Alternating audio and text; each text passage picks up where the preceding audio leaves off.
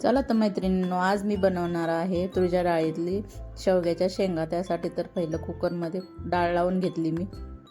त्याच्यानंतर कांदा, टोमॅटो, कोथिंबीर, मिरची, कढीपत्ता आणि मिक्सरमध्ये वाटून घ्यायचे लसूण, खोबरं आणि कोथिंबीर। शेवग्याच्या शेंगा पण स्वच्छ धुवून घेतल्यात आणि चिंच, गूळ। त्यानंतर कढई गरम करायला ठेवून त्यामध्ये जिरे, मोहरी, कढीपत्त्याची फोडणी। त्यानंतर कांदा टाकलाय परतायला, मिरची टाकणार आहे आणि हिंगाची पण फोडणी द्यायची त्याच्यात। हिंग झालं की त्याच्यानंतर कांदा छान परतून घ्यायचा।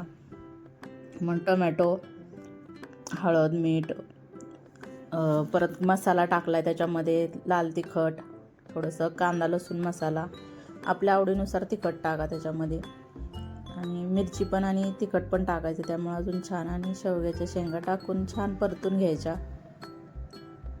त्याच्यामध्ये।